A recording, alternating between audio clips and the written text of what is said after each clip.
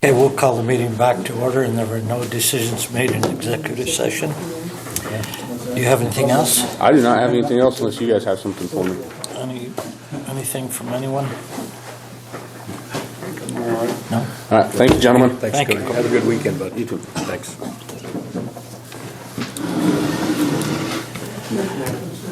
Okay, that'll bring us to Mr. Elmer. I'll get us our close. Something you might want to ponder doing. I looked at one of the videos from a year ago of this meeting, and I could barely hear what was going on. I have a hearing problem, but there were comments on it. There were 5 comments, and almost all of them said we can't hear. That's because we were recording it on Facebook is the reason why. Okay. We were using a different system then. It's better now? Yeah, we can hear it? Okay, I wanted to comment about it because that was a real concern that people wrote in their comments on that, so.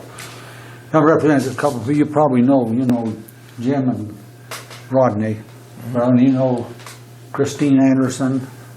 They live in the Painter Fred's house over on River Street. I'm an old timer. I taught Painter Fred. And, Jim Hale's new here in town. He's living in Bert Follett's house, where Bert Follett used to live. So they're like 2 of our newest Lions Club members. So anyway, you're probably aware the Lions Club is moving. Bill's made arrangements. We're down in the old Firestone building, the east part of that, ranch dance or something.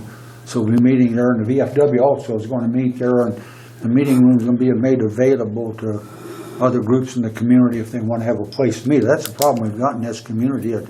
There's places to meet, and prices are high there, and so we hope it'll be a facility that people can use on that. So the topic I'm going to talk to you about today, the medical appliances. It's been here for I don't know how long. You probably don't remember. They've been stored up here in the facility for 20, 30, 40 years, I suppose. I don't know. Lions Club been doing this for a long time. And so, Bill, do you want to talk about that? We want to move them out and move them down there for several reasons. Go ahead and you want to explain that to them. Can you hear me okay? What I'd like to do in the old Great Western Tire Store, the old dance studio, we're setting it up and we'll be display to show all the medical equipment we have lines available. With all the equipment down there, it'll be easier for people to get in, get out, and get the equipment. My name will be there for 24/7 call. And because like right now, as an example, when the courthouse closes, if there's an emergency, they can't get in for one of the things. On the weekends, they can't get in. With it being down there, with other things we're doing in that area, it'll be on display so people will know what we have and it's available. The other thing is when we check it out, we'll know what condition it is when we bring it back in. As an example, 2 weeks ago, I hauled 13 walkers down to Norton to be repaired. That eventually came out of upstairs here because stuff came back in broken. Well, we didn't know it until we went up there and did an inventory a couple of months ago, and all that broken equipment was there. Just accessibility to the public and being able to clean it, repair it is a big thing, because if we went up and cleaned all the equipment we need to clean right now, we'd be locked in up there. I don't know if there's a secondary way out of there or not, and if there's been a fire or emergency. There's stairs there. There is stairs there, okay. But the key thing is we need to find out when it'll be convenient, because I know we're going to tie up the elevator to move that equipment out that doesn't create problems for your normal business. And do you have any idea what would work for you? Probably talk to Shelley. Okay. Shelley Christensen. Yeah. She I'm can. sorry, I didn't hear what you said. Talk to Shelley.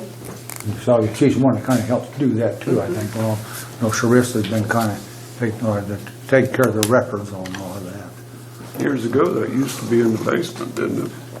Well, I thought when the food pantry went out, that'd been a good place to move all that, but then the janitors moved in there. Yeah. But it'll work out better down there because there's enough of us in the Lions Club, 9 members, that they'll be able to get hold of somebody to come down and open up, and I'll be the primary person in that instance. So is it, the equipment belong to the It's Lions Club. Lions Club equipment? You just want to know when you can get it out of here. Yeah. Is there any particular problem anytime? Next week we could I don't. probably Just work just with coordinate Shelley. with Shelley. Shelley, on work it. with her on that either way to do it. Okay. Can I interject just one admin thing right quick?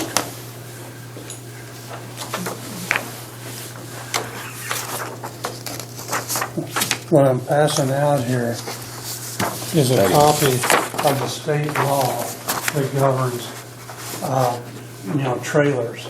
And the biggest thing I'm concerned about is open trailers. As most of you know, I've pretty well been a one-man trash pickup detail since last May, especially on the Wheeler Road. The state requires open trailers to either be tarped or tarped and strapped, just depending. And what made me do this is, a couple of weeks ago, we had roadside cleanup up here. Now, last week, I watched a person come up Francis Street, bounce through the potholes there on Frontage Road, pull out on the highway, go a block, turn and go north toward the village and down the alleyway behind Fromhost. He left trash on the highway. As soon as he turned out on the highway, left trash all the way down Fromhost Alley. I spent an hour by myself cleaning up the trash just in that alley 2 weeks ago before this incident happened. And I'm asking for your support, and I got this from Cody. I'll be asking for his support to try and do something, to stop all this trash blowing out on the roads. And if you've noticed going east out of town until just a couple of days ago, there was cardboard boxes all over the road there. Now, somebody did go and pick those up. It wasn't me, because I just didn't have time to do that. But every day, and if you look out there in the back of my van right now, there's 2 trash bags full of trash I picked up yesterday on the road going to Wheeler and back. And all I'm asking is, let's clean up our county. Our country as a whole, we're destroying this country, not only with environmental-wise, but, trash as well. And I'm asking for you to just assist me in trying to clean up the county. Well, I know in a lot of counties, they'll charge you double if you don't have it covered at the dumps. So I don't know if that's something we can do. That's something that you would need to visit with Dave and Byron about, just to get that. Yeah, because I know where I came from in Adams County, if you didn't have your load covered, it's double. To prevent this sort of thing. Thank you for your time. Okay. Okay, another topic, and am I, Scott, correctly, is there a figure of $1,700 to set into an account? Something you've been doing here since, I suppose, the Terry Miller that I'm aware of, maybe went back longer than that. The county director, are you familiar with this? All of you? People come in, you sign a document to get a copy. I guess I get to it, because Scott gets tired of me showing up, getting them, I guess. And they pay $5 and get this document. It has the addresses of people in the county. A lot of people, if they'll borrow mine, they want to use it for weddings, or they want addresses of funeral, they want people's address and stuff. And so I'm concerned how we make this thing, doesn't have everybody's name in it. I don't know how you can't get the information, how we work together to get that information. How we get it is it's been compiled. What we do is when driver's license come through in the treasurer's office, they bring us over a list, and that's how people get at it. One of the problems is getting people off. They move away. We don't know they've moved. Sometimes we don't know, but the information we get to put people on there comes from driver's license. Mm-hmm. The other factor that's been involved, and I correct me on this, Scott, that there's $1,700 in an escrow account or something that has been collected. All that money is collected and put in a fund for the Lions. For medical appliances, for wheelchairs, and that's my understanding, that's what it's designed to be done. I remember years ago, Terry Miller, when he was clerk, came to our Lions meeting, we were living out on the highway yet, and gave us a $500 check to be used for that purpose. And I suppose that money's still available, is that correct? Yeah, I think you just have to request it. Request it, yeah. The thing I'm concerned about, and I'm a claim guy, you find that out pretty fast. This costs the county money to pay for the paper. Maybe I don't know what the paper costs and get down. It's just this. That's something that has been built into my budget. It's not a big deal. Well, I don't know. It's something that we're glad to do for the Lions Club. The thing I guess I think about, maybe $5, if $3 was $2 or $3 was kept for the paper and the cost of that, and the rest went in this one. we got a big fund. I don't know, people donate stuff to us, and I'm how we use stuff to help people.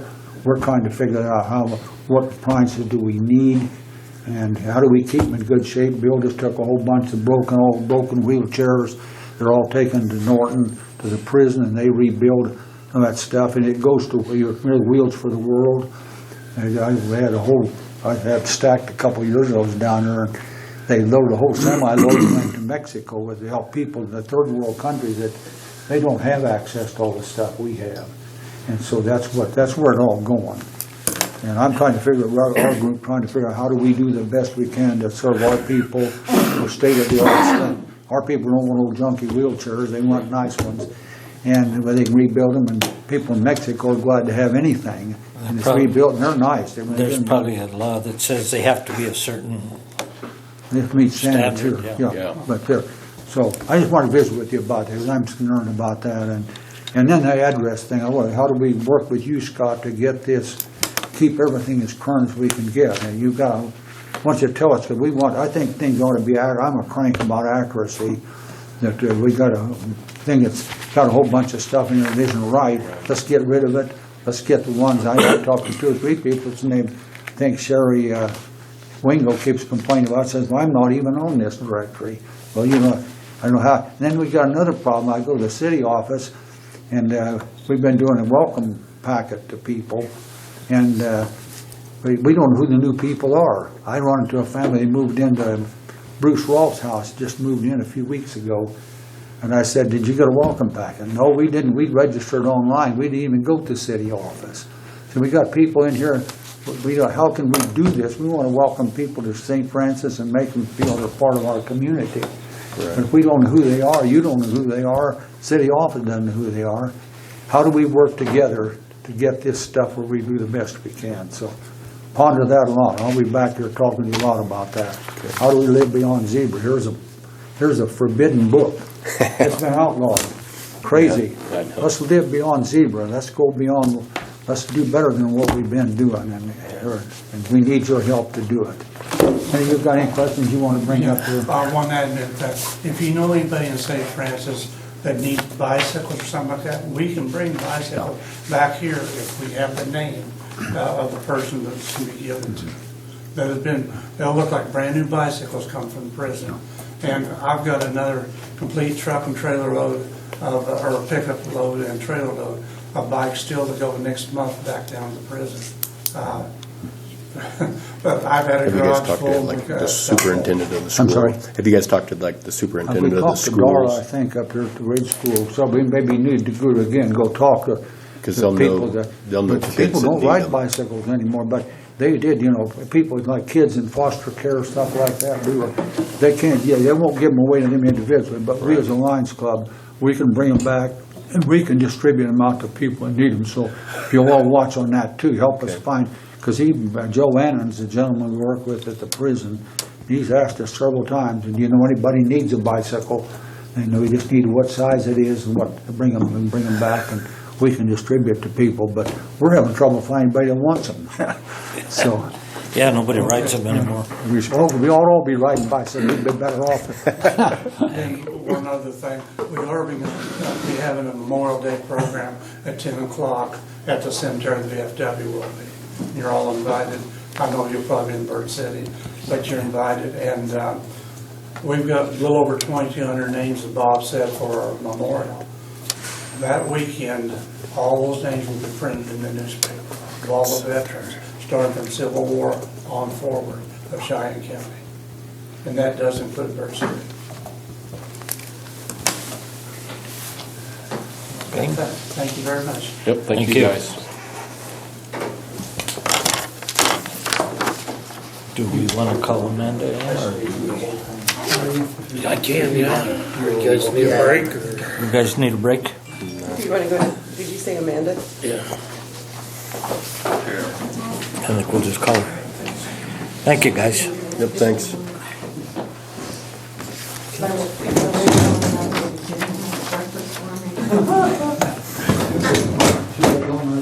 Hey, were we gonna do the interviews today? Yes, I think See you, Jim. Yeah, one of them is coming in with Dave, I think, and then the other one at 11 o'clock, I think. Mark Luke had to go to Rollins County Commissioner meeting first. That's my understanding. No.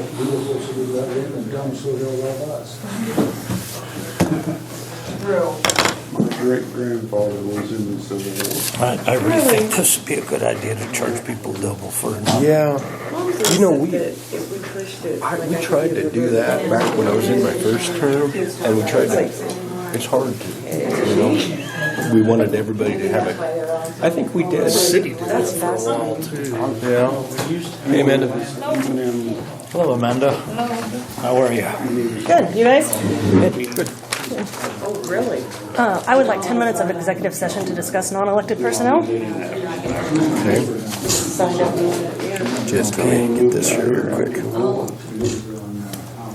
My grandpa. Okay, we need a motion for 10 minutes of executive session. I make a motion that we have 10 minutes of executive session for non-elected personnel. Second? Been first and seconded. All in favor? Aye. Aye. Civil War. Opposed?